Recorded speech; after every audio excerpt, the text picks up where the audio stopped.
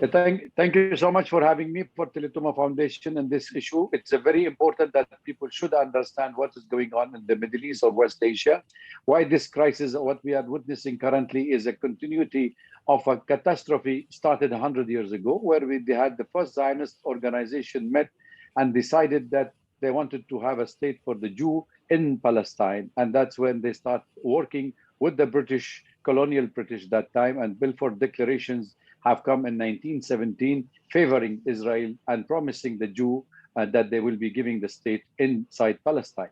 So the winners of the League of Nations, after they won the First World War, 1922, Britain have taken the occupied Palestine. It was supposed to be for 10 years mandate, and that's they have to give them the state of the self-determination, after which there has been throughout their mandate till from 1917, 1918 up to 1948, when we have seen the major immigration, Jewish immigrants have come from all over the world under the auspices of the British occupation of Palestine. And for so long that we have seen the changing of demography. If you look at the figures of the Jew inside Palestine, we had around 4,500 family prior to 1917, and after which this exodus have taken place till we have seen it till 1948, where the British tried to divide Palestine into two states after they have made sure that the dominance of the Jew community is more than the Arabs. Palestinian are the original inhabitant of Palestine. So what they have done, they have recommended the case in the United Nations General Assembly, and after which they have to take it and take a resolution on it, which is known as the 181 resolution, that have divided the Palestine into two states solution.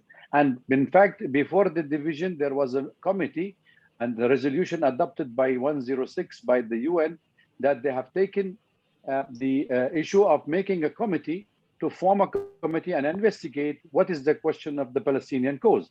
And they have gone to Palestine, they have checked the issues, and they have come up with a study, which is available in the UN, that 65% of the residents are Arab Palestinian, 33%,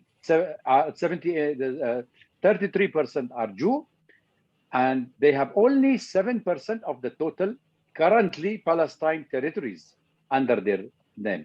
When they went back, they came up with the resolution 181 with the support of the nations, the League of the Nations, or what we have called the new UN Security Council resolution.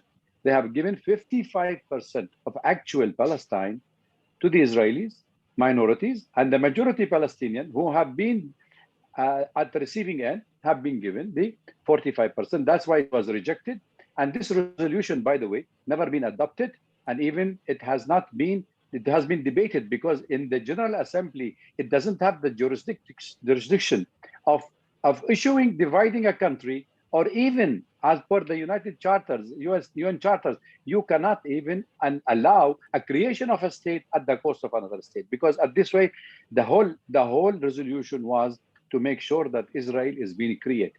And yes, Israel was born, and the two-state solution never happened because we went for a war. We went for 4 wars with Israel, and most of these wars, because Israel was supported by the Leagues of Nations or the UK and the European and the United States, they have defeated, they have taken more lands. And what we have seen, the map of Palestine, you should know that this is prior to 1947.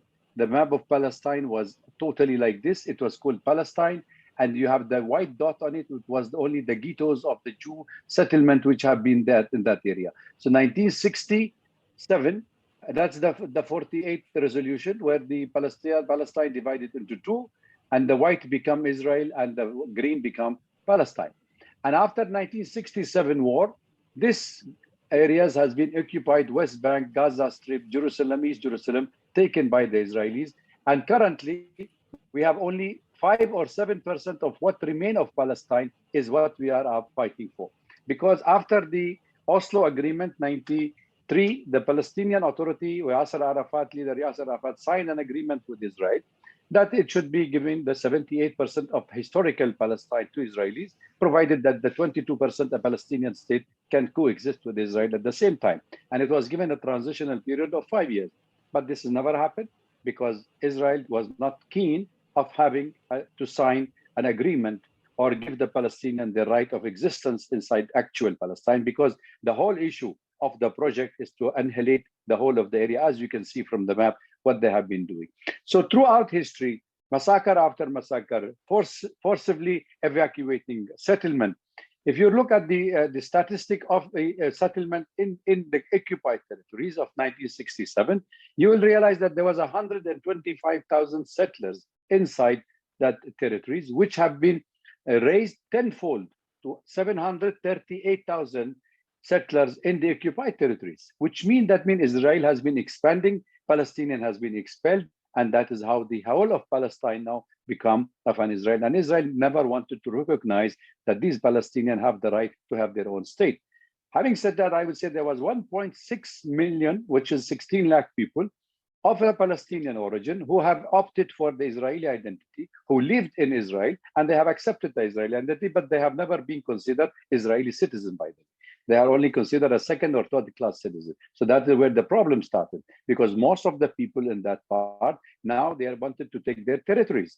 Because here we had the problem in Sheikh al-Jarrah next to Jerusalem, where we have the problem of the province of the majority Palestinian Arabs, where they wanted to be taken by the Jewish, who are claiming that this is their own territory, and Jerusalem is a Judaized by the Israeli occupational forces, and it is the eternal capital of Israel. But we all know that the importance of Jerusalem for the Arabs, for the Muslim, for the Christians, and for the Jew is equally important. So you cannot, even in the UN resolution, if you remember, we had the 181, it never spoke of the Jerusalem. It was always a site and governed international governance of the city, because they know it is important and no one can take the claim.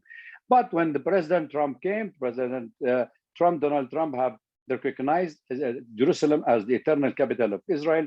And also he started pushing what he called the deal of the century with the Arabs, forcing Arab capitals to sign deal with Israel, normalize relation, trying to make a deal that is a solution to the problem, but it never addressed the Palestinian issue as a Palestinian problem.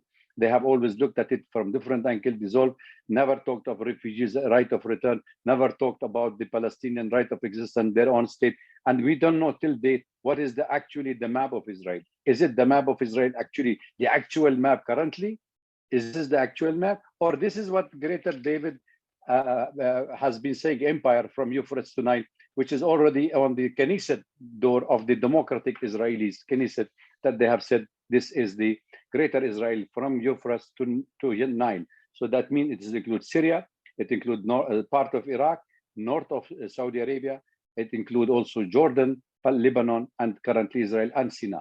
So if that is the project, that means we are heading for more trouble. So what happened inside this Jerusalem when this provoked the Israeli government, provoked Hamas? Hamas took advantage of this and they have stepped in. They have warned Netanyahu that if you do not stop, we will provoke, we will retaliate. So he provoked more at the holiest night of Ramzan, where people were praying inside the mosque and Al-Aqsa Mosque, and he attacked the prayers, and then the firing started, and of course, all hell opened at the Gaza, and we have seen the total destruction.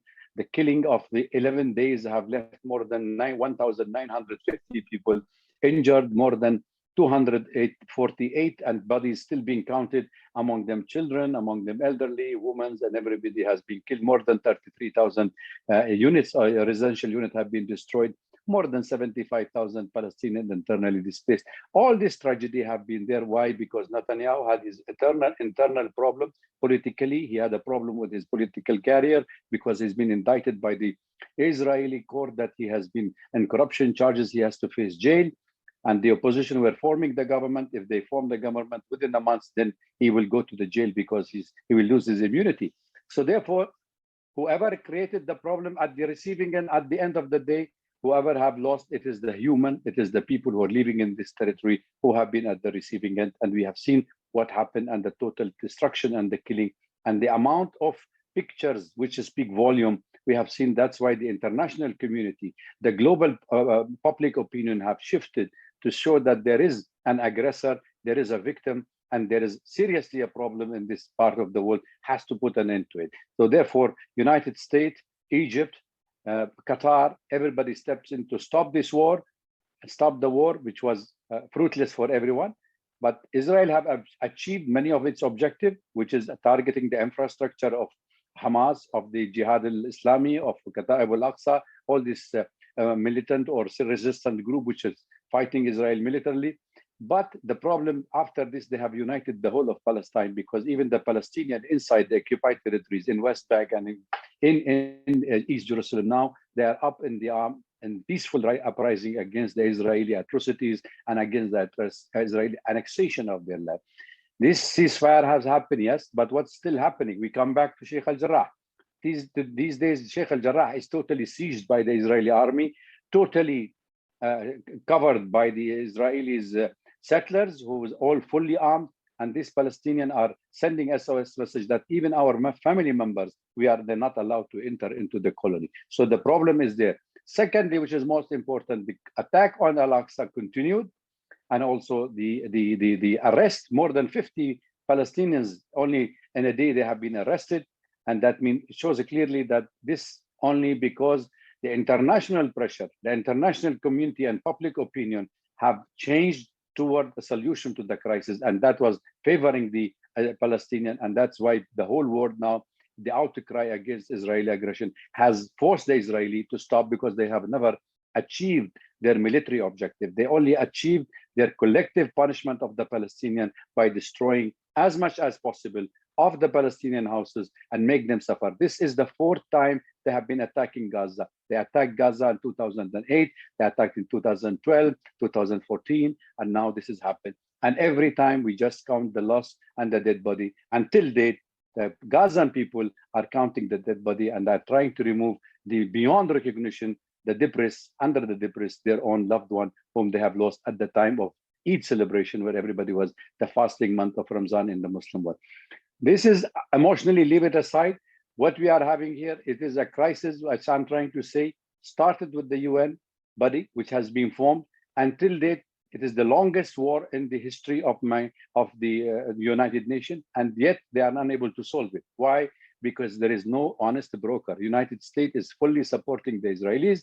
They have already made it very clear their oil interest and the dominance of Israel, and fully protecting it militarily, politically, economically, name it, and they wanted Israel dominance. But where is the Palestinian issue here to solve? So now with public opinion, we think that there should be some pressure from the European, from the American, and from the Israeli themselves. Those who are peace-loving people who want to live with the Arab, coexist with the Arab, come to the table, find a solution, implement UN Security Council resolution in this regard, which there are more than 300 resolutions, by the way, on this issue throughout the decades of confrontation.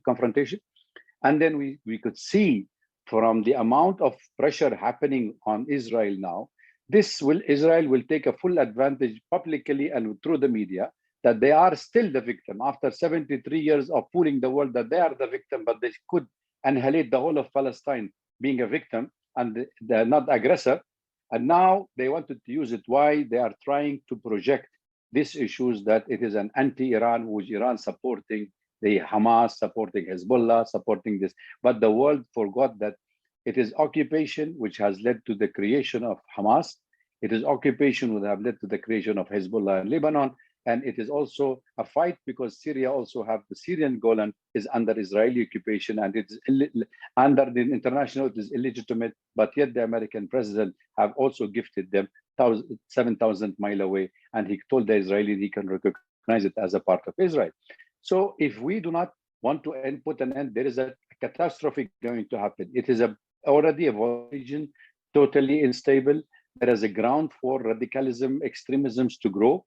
And this will open the Pandora box for everyone that this can be expanding anytime. Because if you start attacking the holy shrines of the Muslim inside Jerusalem, then you are heading for more trouble and you are inviting more trouble to the region, not only in the Arab country, in West Asia, in South and Southeast Asia, because we know the majority of the Muslim people also living in this part of the world. So therefore, it is the moral responsibility of the international community to make sure that this should be put an end to it and finish off the atrocities and the killing of the innocent people. But after Oslo Agreement 1993, we had 55% of Israelis who are willing to have peace with the Arabs. After the Likud party, the right-wing party came to Israel, and Netanyahu for the last 15 years succeeded in changing the formula from 55 to only 5 or 10% of the Israeli wanted peace with the Arabs. So if we work with these numbers, we can have a confident building measure and bring back to the table the issues of the suffering of the Palestinian. I don't think we are here talking of pro or anti. We are simply talking of a humanitarian crisis, a crisis facing a nation. The nation has been stolen and they have to be restored in dignity to make their own home, to make their own homeland, to make their own government in their own country, side by side with the Israelis, if that is the solution. If not, then we have to look for another solution. It's a one-state solution, a democratic solution. With all people inside, the refugees can return, and that's a long way to fight. I don't think the right wings are happy to do that because most of these Jews who have migrated from Europe, they are fanatic. They have been subjected to Holocaust. They have been expelled from 79 nations, but they found shelter in the Islamic world and shelter in Palestine. So it will be very difficult to move them out from the Palestinian house. How to go about it, it is time to tell. And we are testing ourselves. How can we finish this never-ending perpetual provocation for a permanent war? I think we need to settle this issue once for all, and the international community has to step in to also find a solution. We should see active role of different countries, emerging powers, multipolar world, because here we are at the receiving end. If we don't see a stable new international world order, then we are also going to face more of a trouble. America is withering its influence in the West Asia, and that also will create a problem for all of us in this region because the vacuum is trying to be filled by regional player, and country like Turkey and other countries will take full advantage of the sympathetic wave of the Islamic sympathetic wave, and that is also will create more problem for all of us. I don't see any hope at the current time, but I think all the peace-loving nations should join hands and we can step forward, maybe at least a step in the right direction to find a permanent solution and a comprehensive peace deal. Thank you very much.